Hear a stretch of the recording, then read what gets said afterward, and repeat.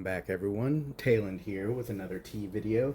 Today I'm bringing you a video from Bitterleaf Tea. This will be the finest 2025 Mengding Ganlu green tea. Today I'll just start straight away with the website and then we'll get into showing you the packaging, the leaves, dry smell, all that. So first, starting out, it is $26 for the smallest size, which is 25 grams. So definitely a little on the pricier side for a green tea. 82 cents a gram at the cheapest, 92 cents a gram at most expensive, which I believe in the smallest size, 25 grams, it is the most expensive, looking at $26. So I'm not sure where they're getting their counting, but $26, that's, well, maybe they're including the price of the tin itself. I'm not sure, but $26, 25 grams, that is more than $1 a gram. 50 grams is $49, so slightly less, and two big 50 gram tins is $89. Of course, buying smaller sizes always comes with more of a premium. That's normal for any tea company. I'll start reading the description now. One of the most famous teas originating from Sichuan, the history of Ganlu, or sweet dew green tea, goes back over 2,000 years. As expected from the name, this tea has a sugary and sweet aftertaste, but also a chestnut flavor that comes from the result of multiple rounds of careful pan frying, allowing gentle kneading process, which gives it characteristically curly shape. The tip heavy picking grade also gives it a bright, fragrant, and fresh flavor. Produced by a small local family of farmers, this tea uses Sichuan old varietal grown. Obviously, I don't know what the Chinese characters are, but grown at a relatively high altitude of 800 meters in the core production area, which has even been known to be home to some wild pandas. This tea is fully hand-fried and processed. Although this tea doesn't fall into the budget category as easily as some, compared to more exclusive and high-end teas like Longjing, Ganlu offers a bolder experience in terms of flavor at a good value. We recommend brewing this tea with 80 to 85 C water in a glass Gongdaobei pitcher and using a smaller amount of tea than you would for a Gongfu brewing. Something around 1 gram to 30 mils should be good, but feel free to adjust depending on your taste. Brew the first infusion around 1 minute and then keep topping up the pitcher as you please.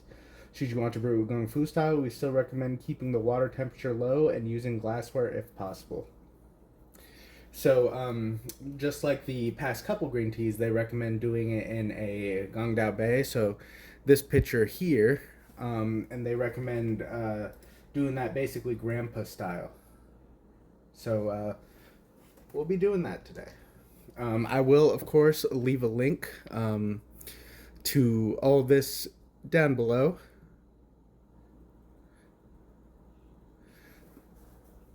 Just for your convenience. I'm not sponsored or anything. It's just so you can see it. But here's what the leaves look like. Nice deep green. Got a little bit of like of a white coating on some of them. Kind of like the fuzz on the leaves, I think. But look nice, a little spindly, delicate. They said it's leaf tip heavy. And then I will show you the packaging real quick. They did mention pandas, so there is a nice little panda on there for you. Real nice looking tin. It's nothing crazy looking. Got that thick lid. There's the bottom. This label comes off pretty easy if you want to take it off, stick it somewhere else, or just unlabel the tin. You know, do your thing. And I'll show you the rest of the packaging. It comes with this little twisty tie. So you can twist this shut, the single-use baggie, 25 gram bag, coated in this, this has this plastic outer layer, and I already opened it just to get that tea out, and we will do a dry smell profile.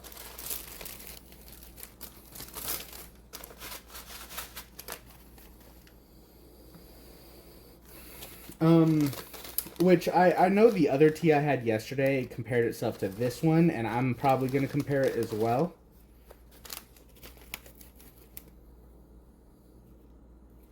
But this tea very much reminds me of hay. It's not like a straight bale of hay like the last green tea I had. Very hay-like. There's a bit more vegetal notes to it than just hay, though. There's quite a bit of sweetness I'm getting in the smell. And a lot of nuttiness. Chestnut, edamame, like roasted soybean. Getting a lot more of that in this one. For sure. But we'll set that aside.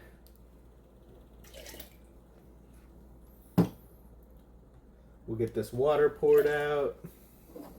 And we're brewing in a Ganlu Bay today. And we will go in at 85 Fahrenheit. He recommended on the website, I don't know why I said he, but they on the website recommend a minute in a Ganlu Bay, 80 to 85 C if I remember correctly. So we will do just that. It's basically grandpa style. So you could probably do it in a thermos if you were feeling it. In any other kind of vessel, bowl, cup, whatever you want to do. Big mug. Yeah, there's no reason you couldn't do it in any other kind of vessel. I think they just say the fairness pitcher because most people do Gung Fu tea, have one sitting around. But I will be back momentarily. Let this sit for a moment and yeah. Alright, I got the tea poured into a cup, brewed at 85C. Kind of hard for you to see. Let me...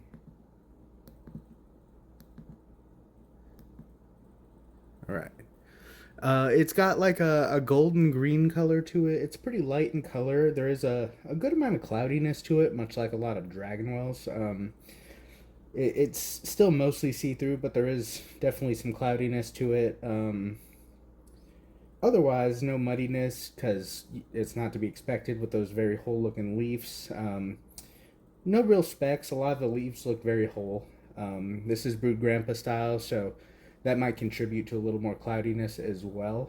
But that's what Bitterleaf suggests, and you know they're the ones who source and make and get the tea, and they're probably all from China, so I'm gonna listen to what they say. But let me give this wash a try, or not even really wash, it's just the first steep.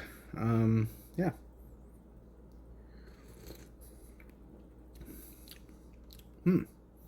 This one's interesting. Quite a bit more nutty than I expected. Definitely packs a punch too. I feel like it's very flavorful, very just kind of punches you in the mouth. A lot of roastiness and more astringency than the past couple I've had. Not a bad thing. It's different. It's yeah, just very different. I like it.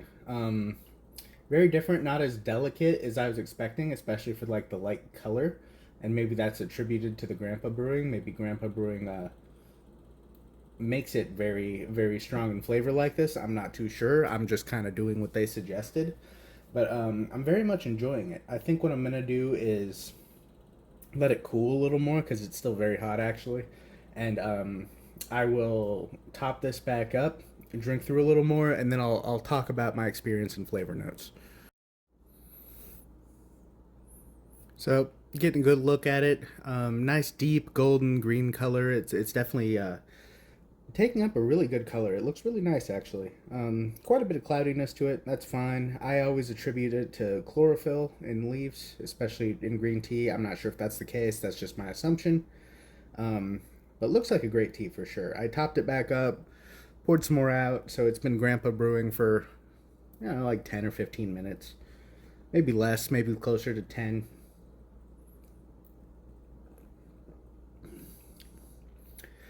Very nutty and very roasty. Predominantly chestnut, roasted soybean like edamame. Overall, a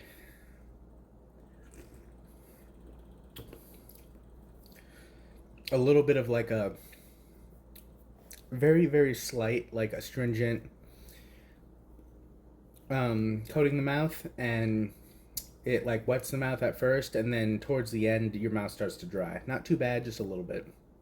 Um, and I'm looking for some kind of sweetness or sweet aftertaste. I'm not really getting anything. I think overall for me, this is a savory tea. Maybe if I brewed it gung fu style or at a lower temperature, like closer to the 80 C than 85 C, maybe you get a little more sweetness.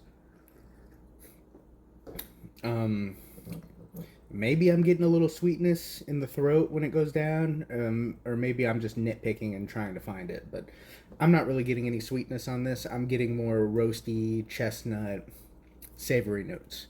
Um, Good tea definitely packs a punch, very strong in flavor for a green tea, in my opinion, especially compared to these last few, which I felt were very delicate. I think this is probably the most flavorful one I've had from Bitterleaf up to this point. Just really wallops you. Kind of like if you're drinking a morning black coffee. Obviously, nowhere near as strong as black coffee, but for a tea, it's quite powerful, quite potent in flavor. I don't dislike it because I like black coffee. I like strong tea. Um, I don't believe it would take well to milk, so don't try that. Maybe sugar if you're weird. But I would just drink it straight as is. But it's good tea. I'm enjoying it. I didn't talk about mouthfeel. Body is pretty light, not too much there. Mouthfeel very much coats the mouth in like a astringent and like savory flavor, wets the mouth for a bit, and then dries the mouth afterward. My mouth is very dry now. Um, yeah, good tea. Oh, wet smell profile. When I did drain this, wet smell profile, it is mostly nutty, chestnut, soybean, roasty smell. Not getting a whole lot of floral, not really getting a whole lot of vegetal. Hay notes completely gone. It's like all nutty. So if that's your thing, if you're real into certain dragon wells that are that way, this might be for you. It's not a bad price, especially compared to some of those expensive dragon wells I've shown you in the past. But I believe that's all I have to say on this tea. This is my last. I believe this should be my last 2025 spring green tea for the year. So thanks for coming along with me. This has been a eye-opening experience. It's been very informational and educational. I'm glad I got to try a bunch of different ones this year. Hopefully we can do it again next year if finances allow. You know what I mean? But yeah, thanks for watching. Leave a like if you enjoyed. Subscribe for more tea content. Comment. Let me know what you think. I always appreciate a good conversation about tea. And I just got accepted as a YouTube partner, so if you want to leave a super chat to get noticed more, or you want to become a member, feel free. No obligation, obviously. Just liking or commenting or subscribing is more than enough. But I'll be trying to push out some just some members only videos and some members only content here and there. I did put up some members only emotes, and we'll see what else I can come up with that you would want to see. Maybe you'll have some suggestions. I don't know. But yeah, thanks for watching. See ya.